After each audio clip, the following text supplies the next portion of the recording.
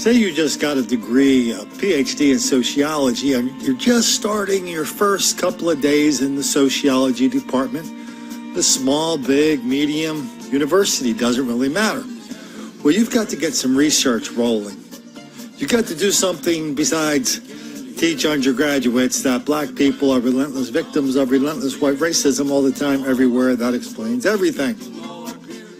So you walk into your department chair, into his office to kick around a few ideas, and you go, hey, did you notice that there's a lot of stories out there about young black people raping and killing old white women? Did you notice that they target them? Why don't we do a story on that?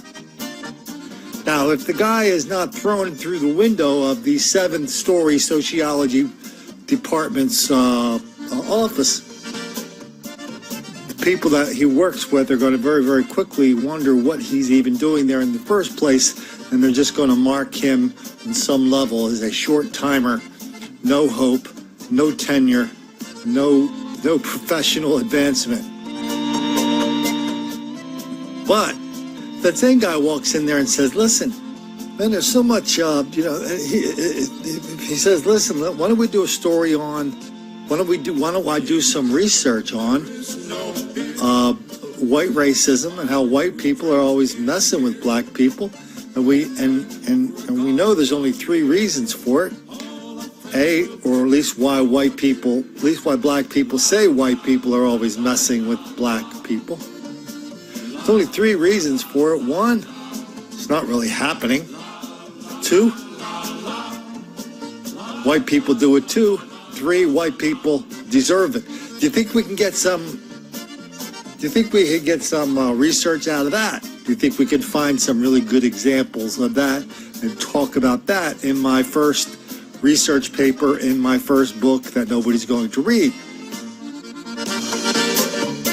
As soon as you say that, you can hear the ATM machine kind of clanging in the background. Clang, clang, clang, clang, because there's a ton of money to document this fiction, this greatest lie of our generation, this hoax of black victimization.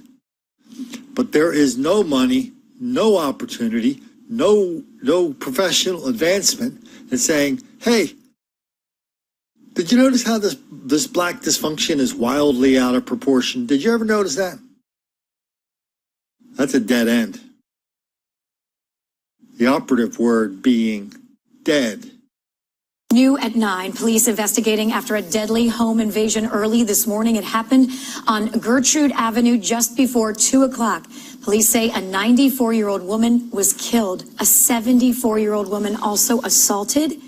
No word on any suspects. We will bring you any new details on Fox 8 and fox8.com. So there were probably 15 stories and 15 outlets, or 10 or 15 outlets in Cleveland who documented this story, wrote about this story, but only 2 identified the perp.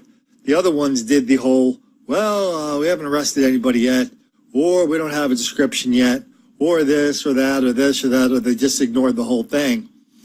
So pretty much everybody pretty much ignored the race of this person in Cleveland. We've done a lot of stories on this so-called Slavic village. That's where all the immigrants went, right? When immigrants used to come here to work, save, invest, be a part of the whole plan. Done a ton of stories on Slavic village. And every 10 years or so, somebody goes in and goes, hey, we have to gentrify this neighborhood. We have to make it all nice. So let's start telling people that anybody who says there's lots of crime and violence and danger down here, especially to the old immigrants, let's just start ignoring them or saying they're telling the truth, or saying they're not telling the truth. That's what happens in Slavic village.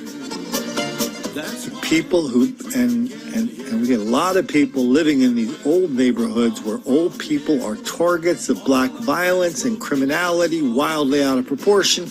They're just too damn stubborn to leave. I could be talking about your aunt, your uncle, your grandparents, your mom and dad right now. Your family friends are too damn stubborn. They've lived there the whole life. They've never messed with anybody. Why would anybody want to mess with them? See, that logic doesn't have anything to do with it. Just because they think they're down with some cause, that doesn't mean the cause is down with them. That's the result. Over and over and over, what we see on this page. Every once in a while, some brave troll comes in and starts reminding everybody, especially on Facebook and our Minds.com page, some brave troll comes in and starts reminding everybody that, hey, this is not happening. B, white people do it too, or C, white people deserve it. And they start throwing all these numbers around. That's why we drink. But they never talk about examples like this. They never give counter examples. Friends will be drinking all our beer. La la la la la la. That's because the number of counter examples that are out there are so minuscule. Nobody wants to even take the time to find them. But by the time you do find them, you realize that for every one you find of a white person attacking a black person or an old black person, you'll find many, many, many hundreds of the opposite. Pointing that out sure makes a lot of black kids angry.